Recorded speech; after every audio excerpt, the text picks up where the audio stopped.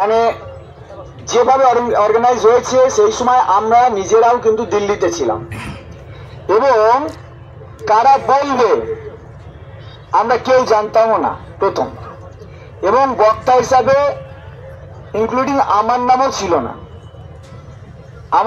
ছিল না, না এগুলো আর বিতর্ক নেই। কি ব্যাপার হয়েছে, একটা জটিল সমস্যা হয়েছিল, সেখান থেকে আমরা সেটাকেই বার্গেনিং করে আমরা অবস্থাটা পরিবর্তন করে আমাদের মতো করে করেছি, ঠিক আছে।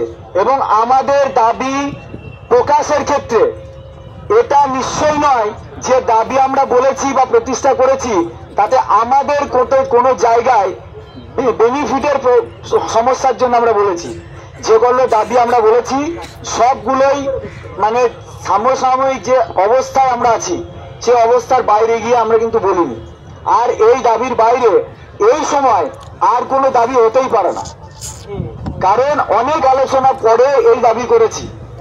এবং দেখুন, কারণ এখন সুপ্রিম কোর্টের হাতে আছে, যদি কেসটা এককভাবে একটা ব্যক্তির হাতে থাকতো তাহলে তো আমরা সেই প্রতিষ্ঠানকেই আক্রমণ করে দিতাম পুরোপুরি ভাবে।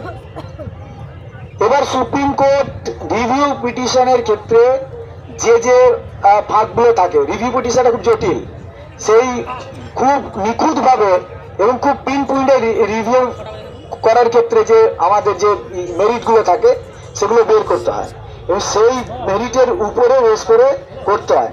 তো সেই রকম পর্যায়টা আমরা সম্পূর্ণ যতক্ষণ না করছি ততক্ষণ পর্যন্ত আমরা এই আন্দোলনটা তো আমাদের চালাতে হবে। একটা প্রস্তাব মঞ্জুরদা দিয়েছে এবং এটা আমারও প্রস্তাব, আমরা তো এমনিতে আজকেও শহীদ মিনারে থাকবো, আমরা সিটিংস ডেমনস্ট্রেশন যেটা শুরু করতে চাইছি সেটা কি আজকে থেকেই শুরু করব এবং সেটা কি এখান থেকেই শুরু করব, এটা আপনারা বলুন। কারণ এর মাঝখানে আমাদের রাস্তায়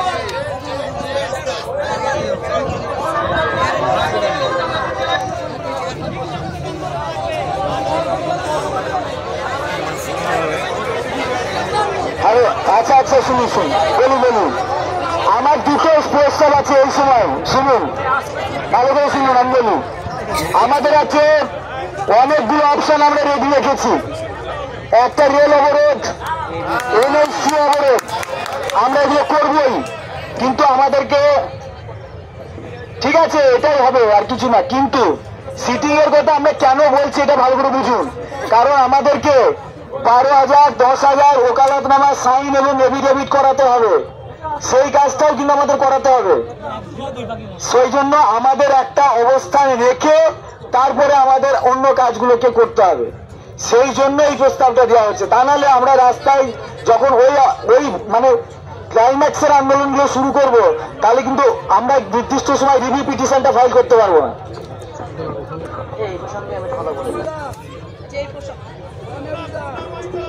আচ্ছা, এই প্রসঙ্গে একটা কথা একটুখানি বলছি, মনোযোগ দিয়ে একটুখানি শুনুন।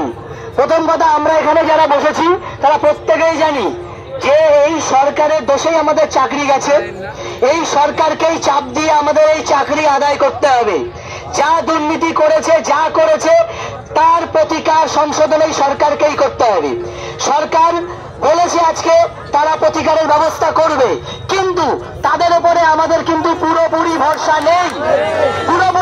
নেই। সুতরাং তারা কি কাজ করছে সেটা কন্টিনিউয়াস নজর রাখতে গেলে আমাদের একটা সিটিং ডেমনস্ট্রেশনের দরকার। আর এই সিটিং ডেমনস্ট্রেশন থেকে আমরা যদি দেখি কোনো পদক্ষেপে, সরকারের কোনো পদক্ষেপে কোন রকম ভাবে সরকার গাফিলতি করছে, আমরা দেনান দেয়ার তখনই বৃহত্তর আন্দোলনের ডাক দিতে পারবো। যদি এই সিটিং ডেমনস্ট্রেশন না থাকে তাহলে আমাদের এই সমস্ত পিটিশনার আমরা যারা আছি সবাইকে একত্রিত করাও সম্ভব হবে না। কারণ আমরা একবার মাস্টার মশাইয়ের জাত, আমরা একবার স্কুলে চলে গেলে, বেতন ঢুকে গেলে ঘরে গিয়ে ঘুমিয়ে পড়বো, আর রাস্তায় বেরোবো না, এটা মাথায় রাখতে হবে। তাই রোটেশনালি সিটিং ডেমনস্ট্রেশন করা যায় কিনা আপনারা প্রত্যেকে ভাবুন, তার মতামতটা দিন। আচ্ছা, আরো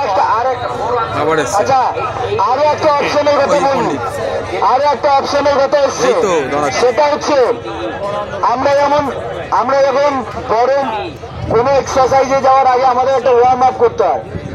আমরা সব আন্দোলনকে কলকাতা কেন্দ্রিক যদি করে ফেলি তাহলে কিন্তু গোটা পশ্চিমবাংলায় জনমত তৈরি হতে গেলে সে এক জায়গায় হবে।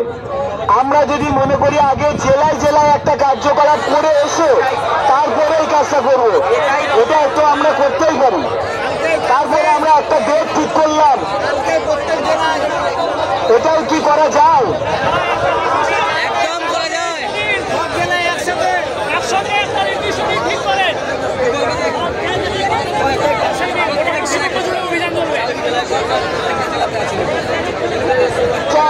বলছি জেলায় জেলায় এটা হওয়ার পক্ষে কে কে হাত তুলুন।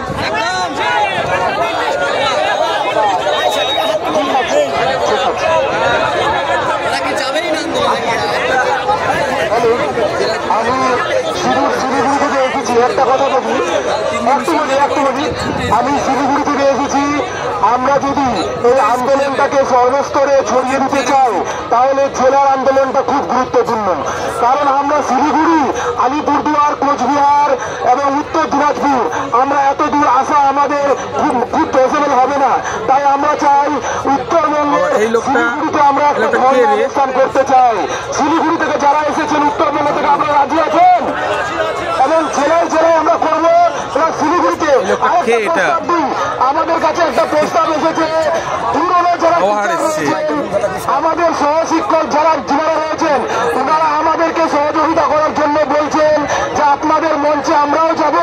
তাহলে সেই মঞ্চটা যদি আমরা তৈরি করি এবং জেলায় জেলায় আন্দোলন করি, দেখবেন সকলে আমাদেরকে সহযোগিতা করবেন। আবার সবাই দাঁড়িয়ে পড়েছে। আচ্ছা,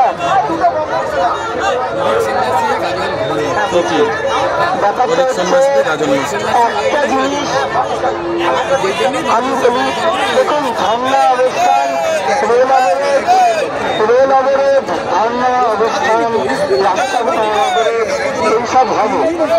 এবার একটা জিনিস শুধু মাথায় রাখবেন, জাস্ট অনলি একটা জিনিস, নিজেদের মধ্যে বিভেদ করবেন না, নিজেদের মধ্যে বিভেদ করবেন না, এই একটা জিনিস মাথায় রাখবেন, একসঙ্গে থাকবেন। এবার কেউ কিছু বলতে চাইছে এক এক করে বলি।